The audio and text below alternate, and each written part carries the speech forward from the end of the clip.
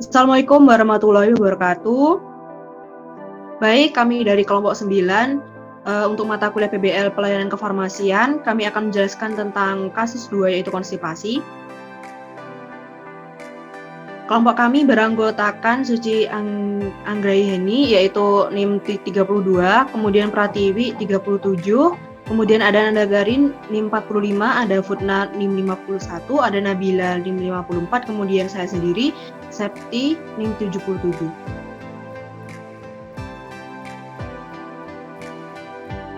Pada kasus kami yang akan kami bahas yaitu adalah kasus 2. Kasusnya seperti ini, seorang pasien datang ke apotek Anda untuk mencarikan obat anaknya yang masih TK. Sudah 3 hari ini tidak bisa buang air besar dan nyeri serta panas saat buang air besar. Berikan pelayanan kefarmasian pada pasien tersebut. Obat yang tersedia di apotek adalah amoxicillin sirup, paracetamol sirup, Microlax, Dulcolax tablet, Bodrexin, Promax sirup, dan diapet anak. Pasien berusia 6 tahun dengan berat badan 18 kg, merasa nyeri dan panas saat BAB, sudah minum Sanmol sirup untuk penurun panasnya, dan nyeri. Tidak ada riwayat penyakit, tidak ada alergi makanan dan obat, tidak mual dan muntah. Pada pembahasan kami, pertama kami akan bahas tentang etiologinya, kemudian ada patofisiologi, kemudian permasalahan kasus, selanjutnya penyelesaian kasus dan penggalian informasi serta KIE. Untuk etiologi saya persilakan Saudari Suci. Yang selanjutnya ada etiologi. Etiologi dari konstipasi adalah sebagai berikut. Konstipasi adalah kondisi di mana feses mengeras sehingga susah dikeluarkan melalui anus dan menimbulkan rasa terganggu atau tidak nyaman pada rektum. Umumnya, etiologi dari konstipasi adalah sebagai yang pertama, asupan serat yang rendah. Yang kedua, kurang minum. Yang ketiga, kebiasaan buang air besar yang tidak teratur. Yang keempat, kurang olahraga. Dan yang kelima adalah penggunaan obat tertentu.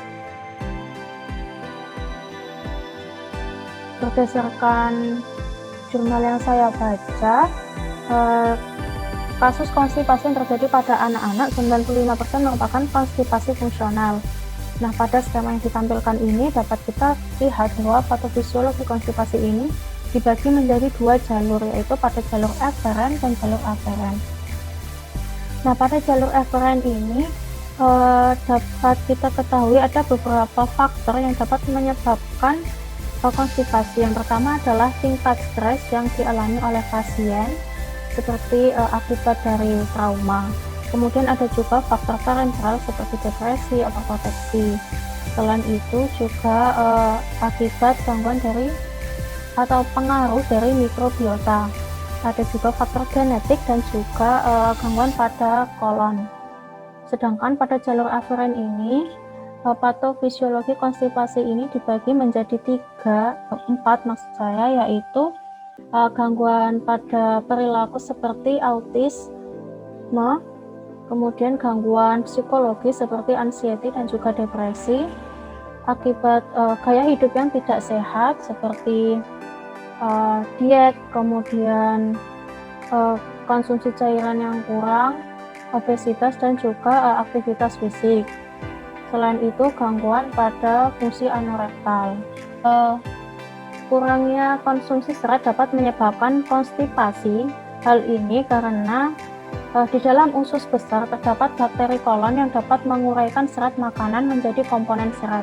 Nah, komponen serat ini memiliki kemampuan untuk mengikat air di dalam usus besar yang akan menyebabkan volume feses menjadi lebih besar dan merangsang syaraf rektum sehingga menimbulkan rasa ingin defekasi. Nah, sehingga ketika asupan serat ini rendah atau kurang dapat menyebabkan massa feses berkurang dan sulit untuk buang air besar. Kemudian konsumsi cairan atau air putih yang kurang ini juga dapat menyebabkan konstipasi. Hal ini karena air akan membawa hasil sisa metabolisme dan berperan sebagai pelumas untuk membantu pergerakan sisa metabolisme di sepanjang kolon. Maka semakin tubuh membutuhkan air, akan semakin besar pula usahanya untuk menyerap kembali air yang ada di dalam usus. Nah, ketika tubuh ini kekurangan air, maka gerak kolon akan semakin melambat dan menyebabkan feses menjadi lebih kering dan menghasilkan feses yang keras, sehingga menyebabkan pengeluaran feses ini menjadi sulit. Selain itu, asupan lemak yang masuk ke dalam tubuh juga menjadi salah satu faktor yang dapat menyebabkan konstipasi. Karena mengkonsumsi makanan yang berlemak atau seperti makanan cepat saji, gorengan yang mengandung lemak dalam bentuk trigliserida yang tersusun dari sebuah inti gliserol dan juga 3 rantai panjang asam lemak, ini memiliki kandungan serat yang rendah dan tinggi akan kolesterol. Itu aktivitas fisik yang kurang ini juga dapat berperan dalam terjadinya konstipasi, karena aktivitas fisik ini akan mendorong defekasi dengan cara menstimulasi saluran gastrointestinal secara fisik. Nah, ketika aktivitas fisiknya kurang dapat menyebabkan penurunan tonositas otot, yang kemudian menyebabkan penurunan fungsi otot abdominal, otot pelvis dan diafragma, sehingga memperlambat proses pengeluaran feses. Selain itu, penurunan aktivitas fisik ini juga mengakibatkan terjadi penurunan gerak peristaltik, memperlambat gerak feses menuju rektum dan terjadi reabsorpsi air feses sehingga dapat menyebabkan feses mengeras. Nah,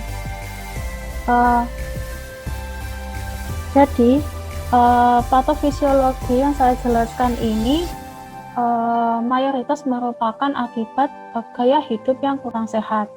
Akan tetapi juga dapat terjadi akibat komplikasi dari penyakit-penyakit yang lain. Baik, selanjutnya yaitu tentang permasalahan kasus. Jadi yang pertama-tama kita harus menggali informasi yang ada pada kasus tersebut. Pada kasus tersebut tidak diketahui nama pasien dan adanya yaitu berat badan dan umurnya 6 tahun dengan berat badan 18 kilo. Tidak diketahui alamat, nomor telepon. Namun keluhannya yaitu tidak bisa BAB selama 3 hari disertai nyeri dan panas saat BAB, saat buang air besar. Tidak ada data lab maupun riwayat penyakit tertentu. Untuk obatnya, pernah minum salmol sirup untuk mengurangi demam dan nyerinya, dan tidak ada kontraindikasi ataupun alergi terhadap obat-obat tertentu, tidak mual dan muntah. Jadi, dari kesimpulan kasus tersebut dapat disimpulkan bahwa pasien ini terdapat indikasi konstipasi namun belum diterapi. Nah, selanjutnya adalah penyelesaian kasus. Penyelesaian kasus yang kami berikan untuk pasien kami, yaitu anak berusia 6 tahun adalah kami akan memberikan mikrolaks dalam sediaan enema. Nah, kandungan mikrolaks ini sendiri adalah ada natrium lauryl sulfoasetat, natrium sitrat, polyethylene glikol 400, dan sorbitol. Indikasi mikrolaks ini adalah obat pencahar atau laksansia yang digunakan untuk mengatasi susah buang air besar atau sembelit. Untuk mekanisme kerja dari mikrolaks ini sendiri, setiap bahan memiliki mekanisme kerja masing-masing, yaitu natrium lauryl sulfoasetat yang bekerja dengan menurunkan tegangan permukaan feses sehingga feses mudah terbasahi. Kemudian untuk sorbitol menyerap air ke dalam usus besar atau rektum untuk melunakkan feses yang keras, dan PEG atau polyethylene glikol 400 yang akan melumasi rektum sehingga feses mudah dikeluarkan. Nah, untuk kontraindikasinya tidak ada. Untuk efek samping yang dapat terjadi pada pasien adalah BAB berdarah, iritasi pada anus, perut kembung, kram perut, mual, muntah, diare, dan pusing. Untuk interaksi obatnya tidak ada, dan untuk dosis dan aturan pakai pasien dewasa dan anak-anak di atas 3 tahun digunakan 1 tub atau 1 tabung mikrolaks. Nah, di sini pasien kami adalah anak berusia 6 tahun sehingga diberikan 1 tabung atau 1 tub mikrolaks. Untuk hal-hal yang perlu diperhatikan saat menggunakan mikrolaks enema ini adalah obat pencahar hanya digunakan jika benar-benar dibutuhkan, yaitu hanya digunakan pada jangka pendek. Dan untuk penderita wasir akut dan peradangan pada usus besar, obat ini tidak disarankan. Hindari penggunaan jika pasien memiliki reaksi alergi terhadap kandungan obat. Sebelum menggunakan, diperhatikan tanggal kadaluarsanya dan dipastikan sediaan obat masih terbungkus dengan baik dan belum pernah dibuka. Untuk penyimpanan obat ini disimpan di tempat yang bersuhu dingin, yaitu 2 derajat Celcius sampai 8 derajat Celcius dalam wadah tertutup rapat. Baik, terima kasih Saudari Nabila. Untuk penggalian informasi akan saya jelaskan. Penggalian informasi yang dibutuhkan pada pasien konstipasi ini, yang pertama yaitu alamat pasien, yang kedua nomor telepon pasien, yang ketiga adalah makanan terakhir apa yang dikonsumsi pasien sebelum pasien terkena diare, kemudian yang terakhir adalah sebelum terkena diare, apakah pasien berpergian ke suatu daerah atau tidak. Penyampaian KIE konstipasi kepada pasien. Saya akan menyampaikan KIE konstipasi pada pasien sebagai berikut. Maaf Ibu, dari gejala penyakit sulit PLP yang dialami oleh putri Ibu, saya akan memberikan obat Microlax berupa bentuk enema yang bertujuan untuk melunakkan tinjanya. Obat Microlax enema ini diberikan satu tub dengan cara yang pertama dibuka tutup Microlax, kemudian dikeluarkan sedikit gel secara perlahan dengan cara menekan kemasan. Setelah itu, dioleskan sedikit gel tersebut pada pipa aplikator secara merata. Kemudian, putri Ibu diminta untuk mengambil posisi duduk atau jongkok. Setelah itu, dimasukkan Microlax ke dalam anus atau dubur putri Ibu. Dalam hal ini, Ibu tidak perlu khawatir karena ujung kemasan Microlax aman untuk dubur atau anus dan tidak menyebabkan luka. Setelah itu, ditekan kemasan secara perlahan sampai seluruh isinya masuk dalam anus atau dubur. Setelah semua isinya masuk, ditarik kemasan pelan-pelan dengan tetap menekan kemasan agar cairan obat tidak mengalir keluar.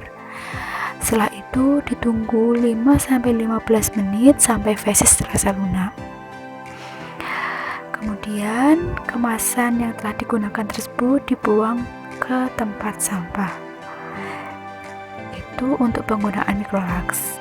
Sedangkan untuk gejala nyeri atau demam yang dialami oleh putri Ibu bisa melanjutkan dengan pemberian obat Sanmol sesuai dosis yang telah dijelaskan, yaitu diminum 5-10 ml atau 1-2 sendok teh setiap 8 jam. Dan diminumnya hanya ketika nyeri atau demam saja. Terima kasih dari penjelasan KIE dari saudari kita.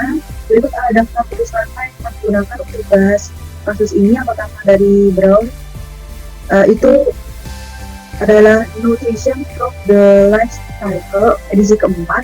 Kemudian ada dari 2015, itu hubungan antara serat lemak dan produksi buang air besar dengan kejadian konstipasi pada usia.